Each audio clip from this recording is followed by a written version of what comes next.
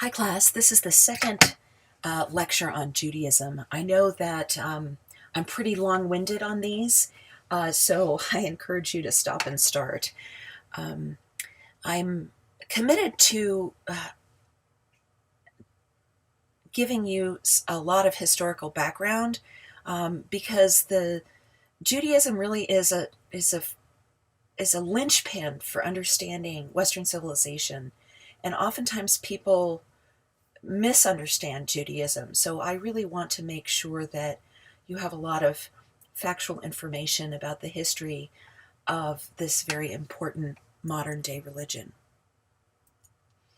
So I'm picking up where we left off with the last lecture, which is with Roman rule of Judea. So about 63 BCE, the Romans came and they didn't destroy the temple, but they came in and they took control of Jerusalem from the Hasmoneans. So this was the last time, 63 BCE, that Jewish people had rule over themselves until 1945, until after World War II. But after this time, we do see that there are Jewish rulers, and if I was in front of you, I would put rulers in air quotes, and they were really just puppets of Rome. So, King Herod, who is mentioned frequently in the Bible, both the Hebrew Scriptures and the New Testament, was not actually, he was a puppet of Rome. So, just want to put that out there. So, Herod the Great was the Jewish monarch ruling Palestine when Jesus was born. So, I want you to notice here that Herod the Great died in 4 BCE. And this is really important because it's one of the reasons why biblical scholars and historians would assert that Jesus had to have been born no later than 4 BCE. So this idea that Jesus was born in 0 or 1 CE or AD, as some people would refer to it, is not factual. Most historians would say that Jesus was born no later than 4 BCE. Herod the Great was only half Jewish. He was a native of Edom, a traditional enemy of Israel, and his reign was politically successful because he won the support of Rome. He was also known to be cruel and bloodthirsty. He did extend the boundaries of the Jewish state to Samaria and Galilee and the territories east of the Jordan River. So, he rebuilt or added onto the Jerusalem temple. And this is what we're kind of interested in. So there was, after the time of Herod the Great and after the death of Jesus, but in the beginning stages of the Christian movement, there was, not really Christianity yet though, there was a revolt against Rome. And this was, again, remember that the covenant in 2 Samuel said that there should be a ruler in Jerusalem who is actually a descendant of King David. And Romans could never be descendants of King David. So there was a Jewish revolt by the Zealots, and which resulted in a bloody battle that ended at Masada, but it also resulted in the Romans destroying the Jerusalem temple in 70 CE. So it's never been rebuilt. The ruins are still in Jerusalem.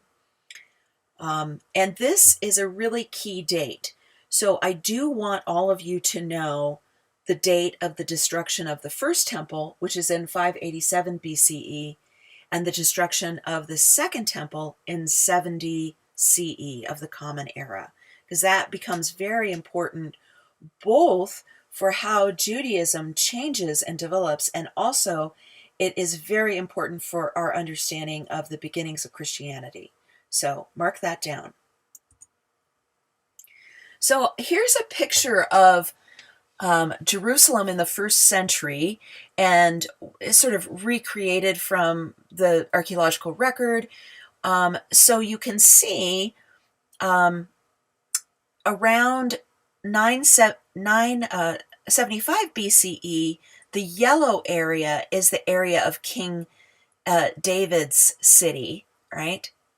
And actually, remember, the temple does not get built until the time of King Solomon, right? And we can see that there was a city wall around in the time of Jesus, right? So in red, and then how the city wall was added by King Herod Agrippa I in 41 to 44. But what I want you to really look at is the temple.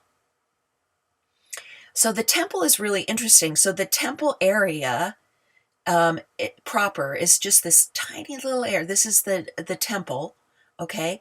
And notice that there is an inner sanctuary, right? And the inner sanctuary, which is right here, this little T-shaped area, is surrounded by the court of priests. And then outside the court of priests in the central sanctuary is the court of Israel and the court of women, women who are actually members of the tribe. Outside the temple are the court of Gentiles. So imagine it. So don't think of Gentiles as being Christians. Think of Gentiles as being followers of Judaism who haven't gotten circumcised. This is an important thing. You can imagine that if you were an older male and you wanted to join the Jewish tradition, you would have to be circumcised. And this might be something that you might not actually want to do. Remember, there's no anesthetic here. There's no numbing agents. There's just the knife, to be brutally honest. So the court of Gentiles, and Gentiles were the people who followed Judaism who didn't get circumcised. So this might expand to your understanding of that term Gentile when we get to the New Testament and the beginnings of Christianity. So it's important to note that during this time period, from the time of the Hasmonean rule onward, there were different factions within Judaism. There were the Sadducees, and they were the heirs of the Jewish high priest, Zadok, who was the high priest under King David and Solomon. And they were the priestly families. So just like in Hinduism, there was this beginning of the sacred priestly families. You could only be a priest if you were born to that tribe, the tribe of Kohanes. Then that's where you would get your status from. So that's similar to the Brahmins in Hinduism. They were the Jewish upper class. They believed only in the Torah alone, just the first 5 books, not the other books. They disappeared after 70 CE. So we don't really have record of the Sadducees being a part of modern day Judaism. Now, I've heard that some people would claim that the Karaite Jews are descendants of the Sadducees. That's kind of if you know what I'm talking about, you might understand, but if you don't worry about it. There's a lot of details I always have to gloss over. Just know that. So there were also the Zealots. Okay, so what you have here is these were the people who were opposed to Roman rule. They were opposed to any foreign occupying force having control in Jerusalem. They were a political wing. And they had a goal of nationalism. Foreigners should not be occupying Jerusalem. They weren't actually a recognizable political party until 66 CE, although it was believed that Judas, one of the followers of Jesus, was a part of the zealot group, which is why Judas was apparently, as the stories go, angry that Jesus didn't want to start a revolution, a violent revolution. So the Zealots refused to surrender to Rome in 70 CE when the temple was destroyed, and they fought for 3 more years. This is an image from Masada, which is the place where the final battle happened in around 73 CE. Okay, now here's a group that you may or may not be aware of. They're very interesting. So the Essenes were an ascetic, which means they didn't believe in having sex or having families, which is very anti-Jewish, if you know anything about Judaism today, who went off to the desert, actually as a protest movement sometime during the Hasmonean rule. So remember, the Hasmonean rule started after the 8-day battle, which is commemorated at Hanukkah, and you can tell that they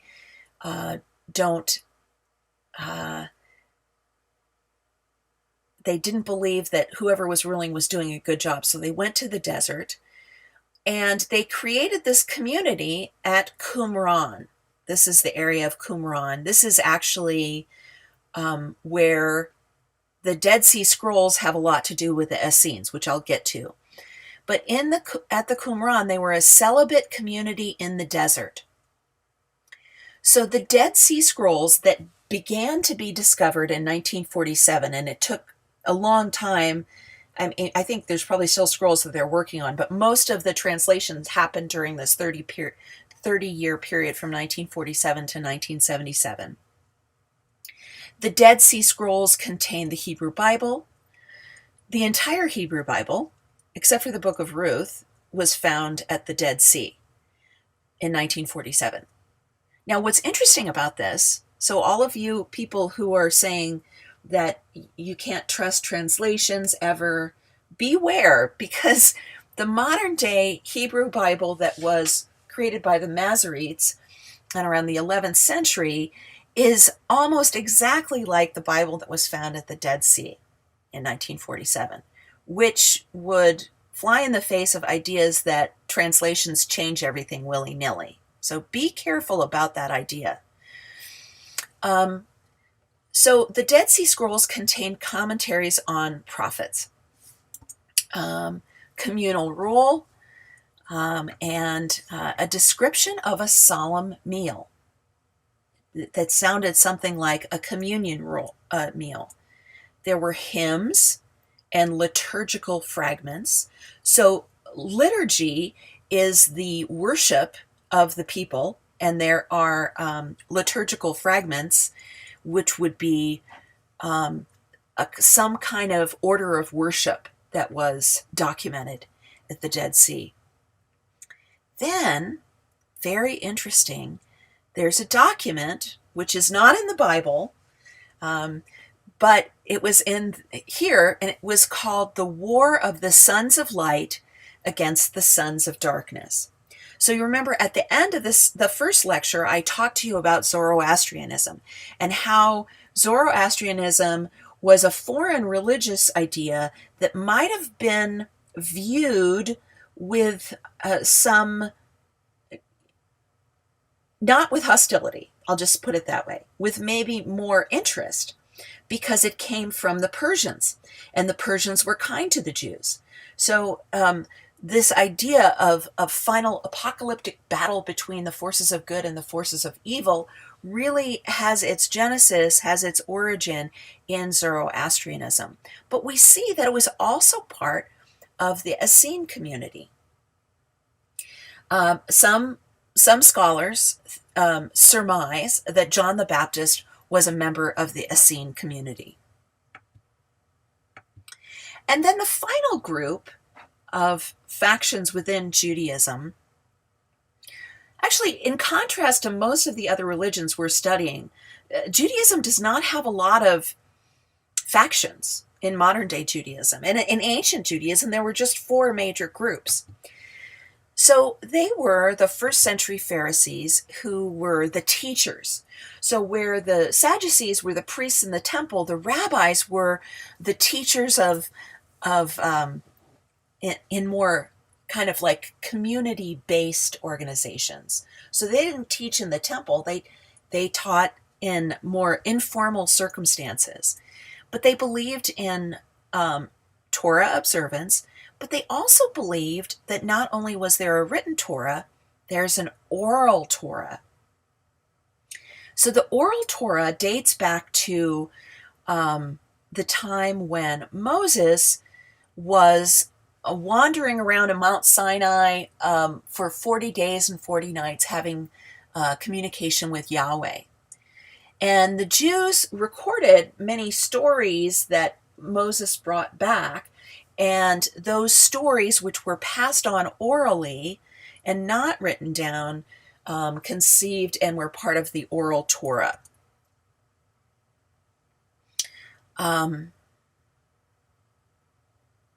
The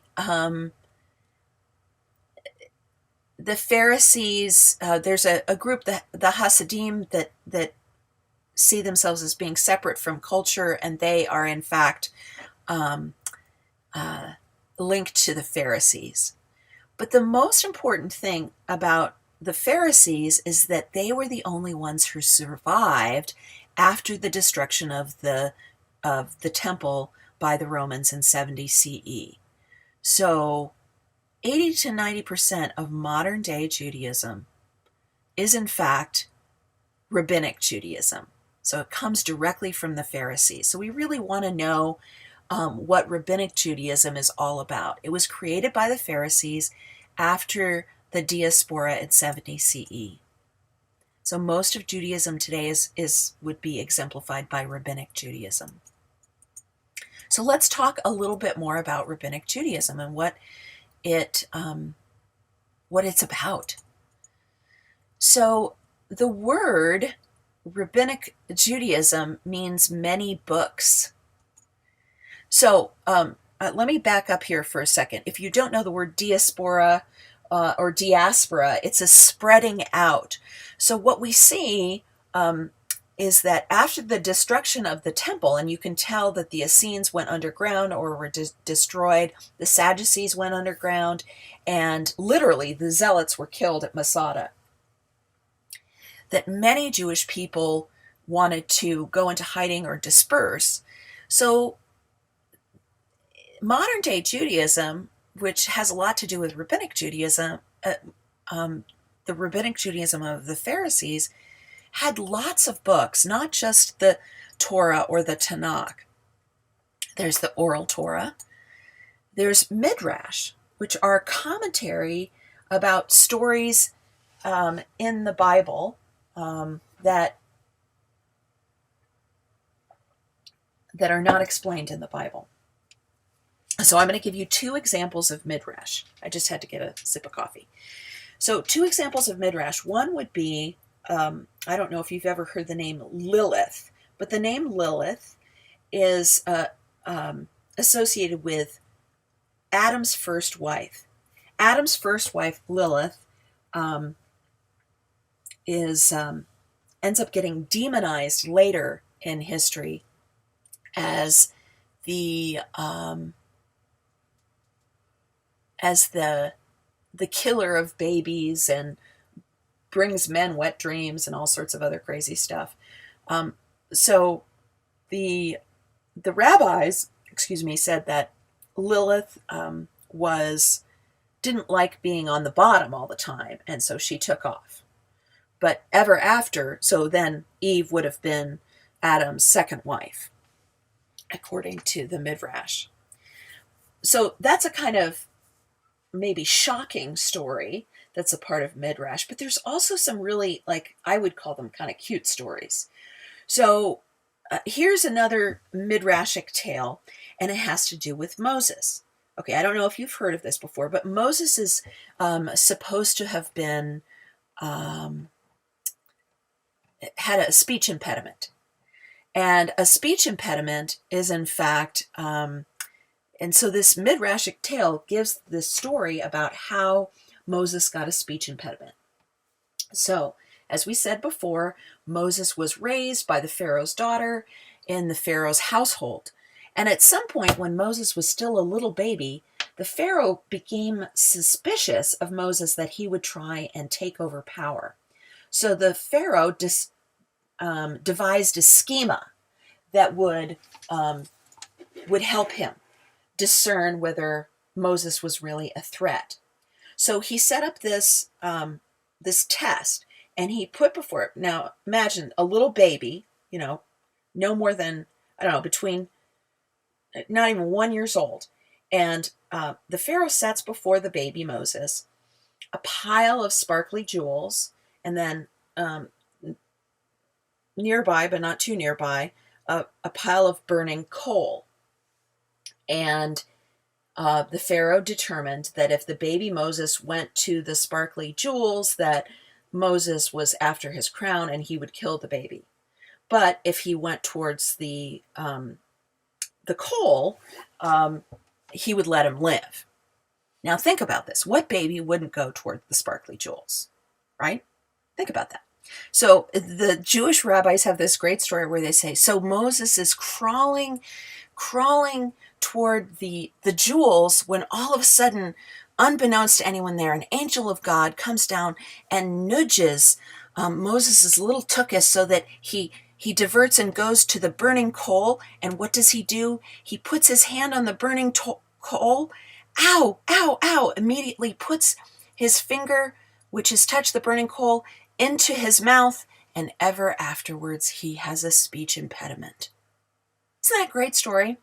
Okay, so that is an example of midrash.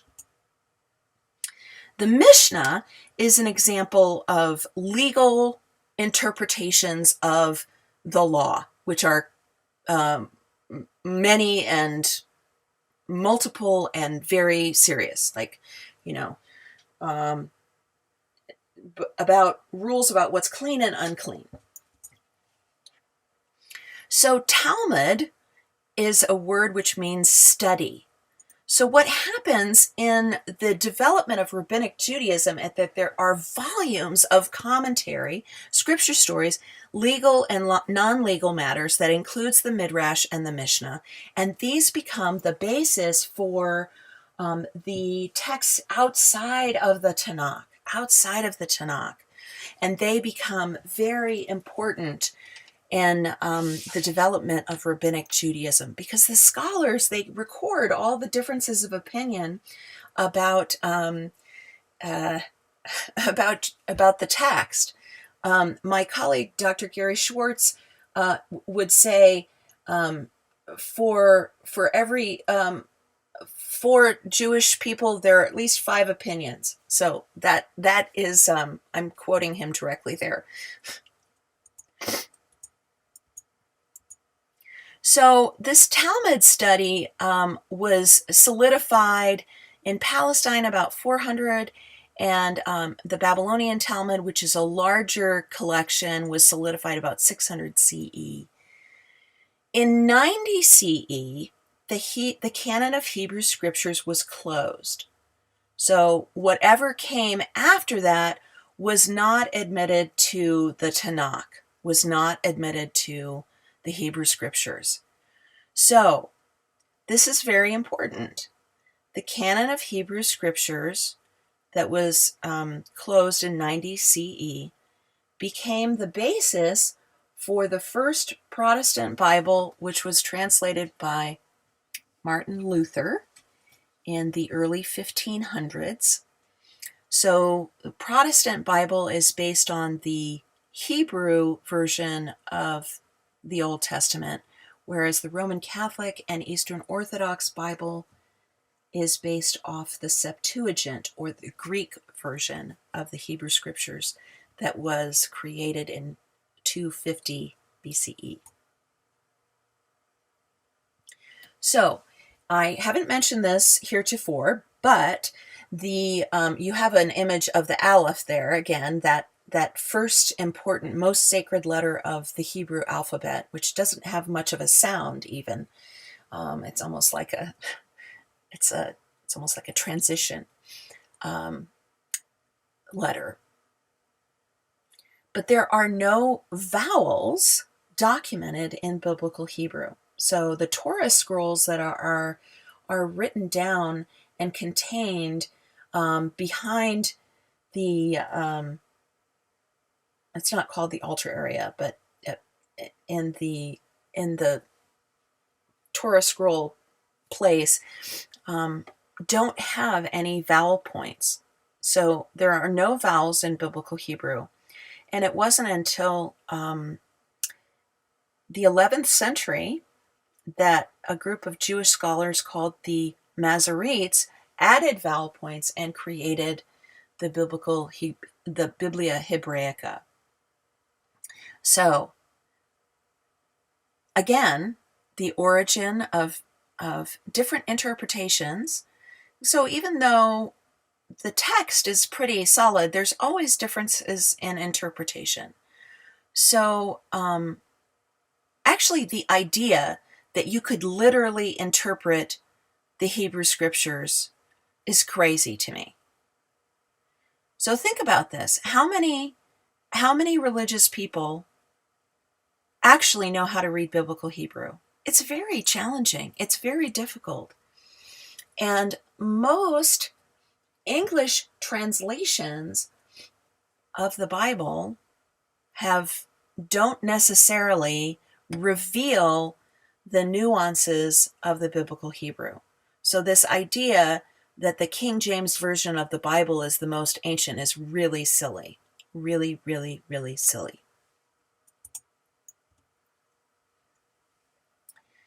So, meaning in practice. So again, remember, we're going back to Houston Smith's theme about how Jewish people are searching for meaning. So the very first thing that a Jewish person learns is the Shema, which is a prayer. Hear, O Israel, the Lord your God is one, which is in Deuteronomy, and it goes like this: Shema Yisrael, Adonai Eloheinu, Adonai Echad. Hear, O Israel, the Lord your God is one.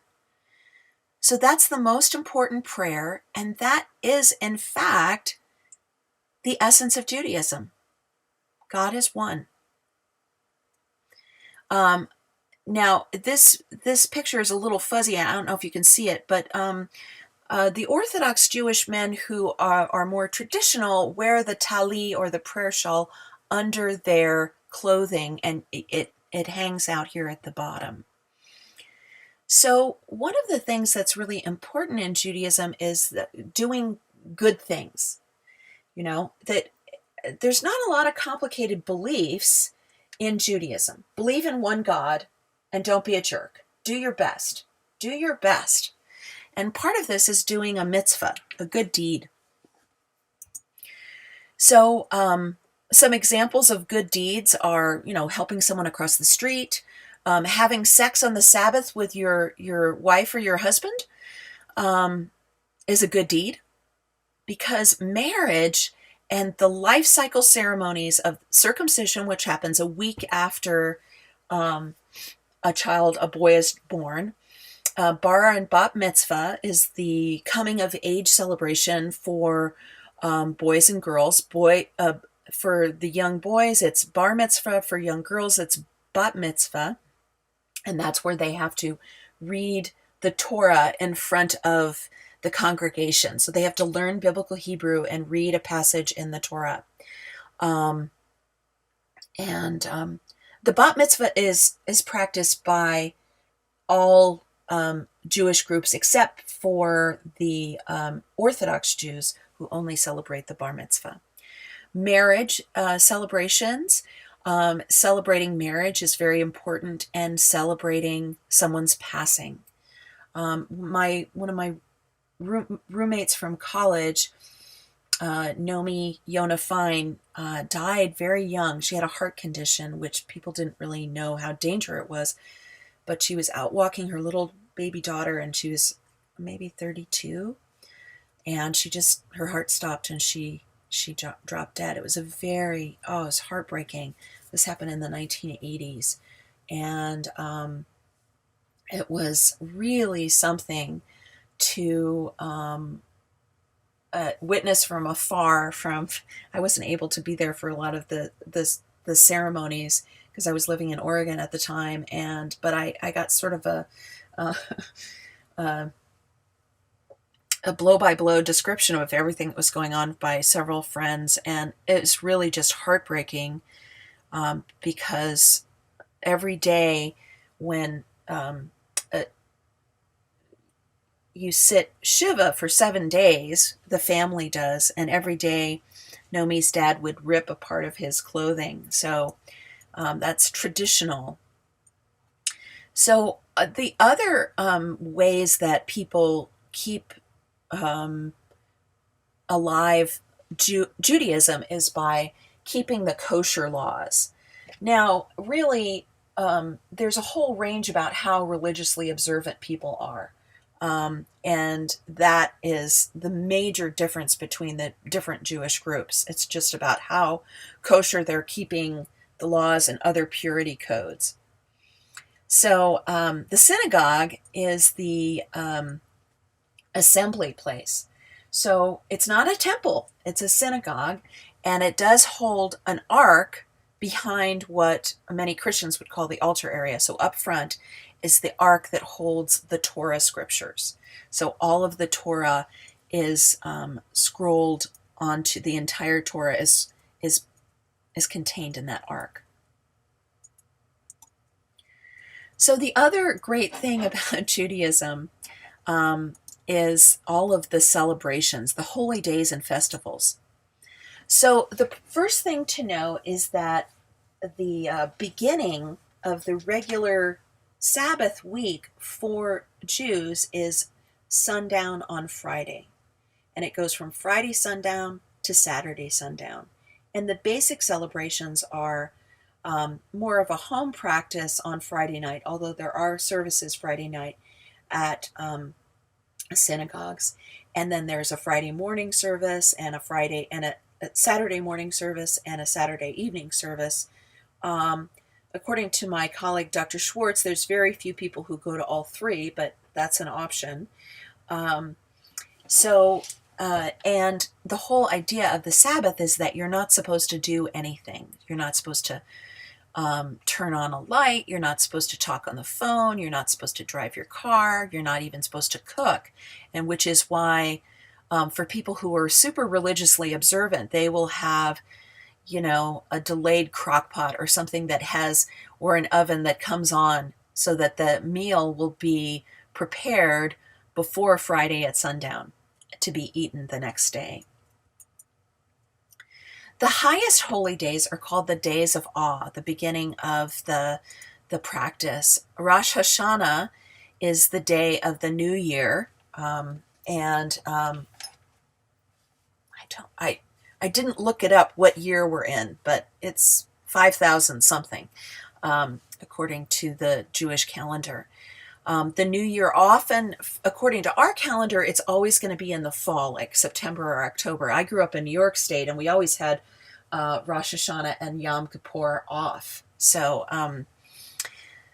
even though I was not raised Jewish, just to clarify, but have had a lot of important Jewish people in my life who have taught me a lot.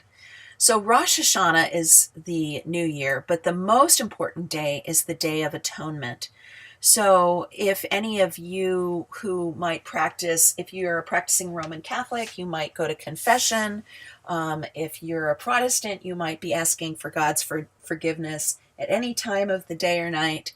In Judaism, there is a celebration that happens once a year where they come before God to ask forgiveness from anyone they've done wrong to before Yom Kippur so that they can face God on the Day of Atonement with a clean heart to begin again.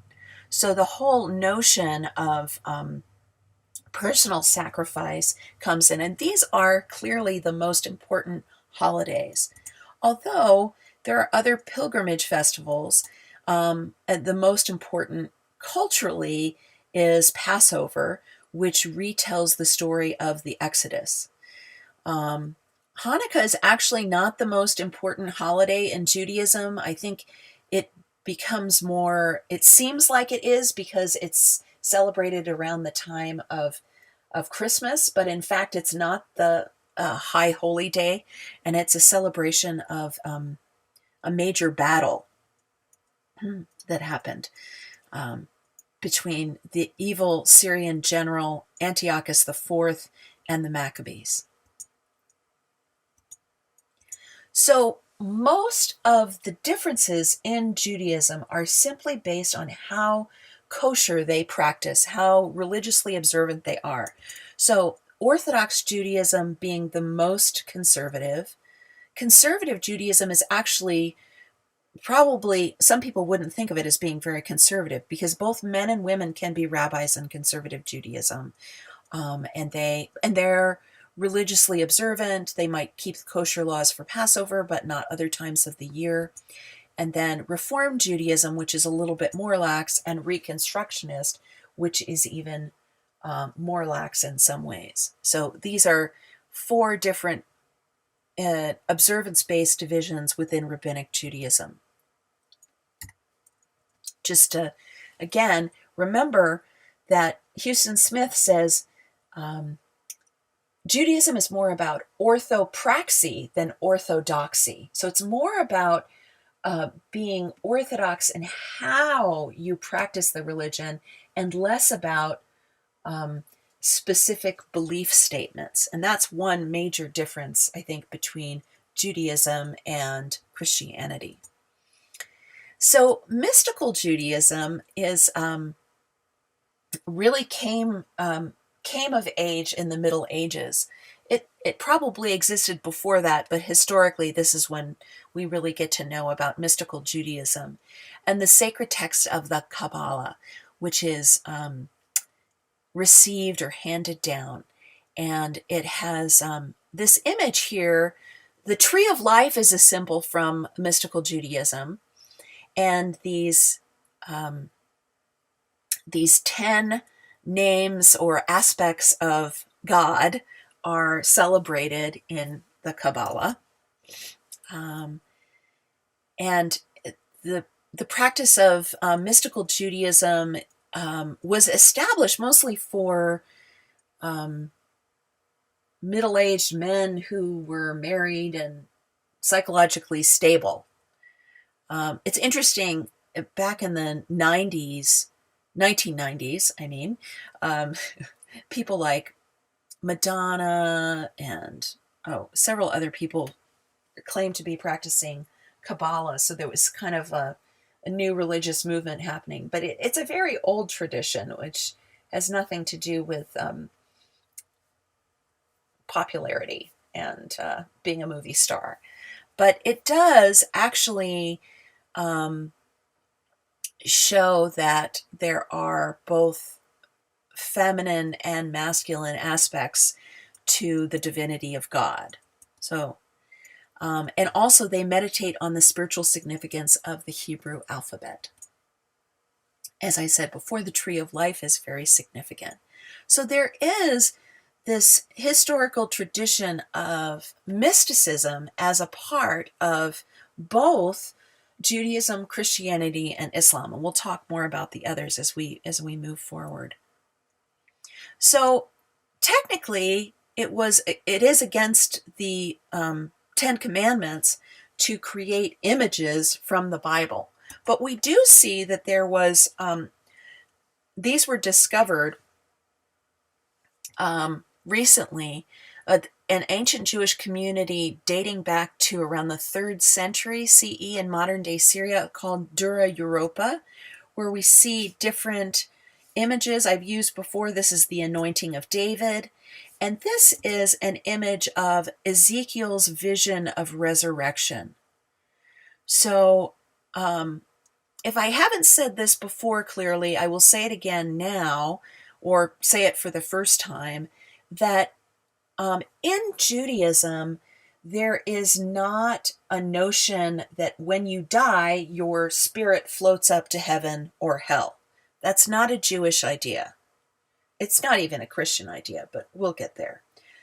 The idea that is clearly biblical is the notion that at the end of time, there will be a final judgment day when the holy, the good, will be resurrected from their resting places in the earth, which is why in Orthodox and conservative Judaism, you don't get tattoos, you don't get piercings, and you certainly don't get cremated. You are buried so that your body can be literally resurrected in the final days when the true Messiah comes. So this idea of heaven and hell really is not biblical. The idea that's biblical is a resurrection of the body at the end of time. I'm curious to hear what you think about that. So, this is a picture of Moses Maimonides, who was a very important Jewish rabbi and scholar in the Middle Ages, who I think summarized what's important to know about Jewish belief. There's one God. There's a belief in words of the prophets and belief that God gave the law to Moses. The Messiah, a savior to be sent by God, will come someday. Majority of practicing Jews do not believe that Jesus was the Messiah. I know there are Jews for Jesus who believe that Jesus was the Messiah spoken about in the Hebrew Bible, but you should know that most mainstream Jewish people do not agree with that idea. And there's a belief in the resurrection of the good in the world to come. And that's it. That's what Judaism is about. So you really need to know the history and how modern day Judaism has come about as a reflection of rabbinic Judaism. Okay, here is the end of my long-winded spielio.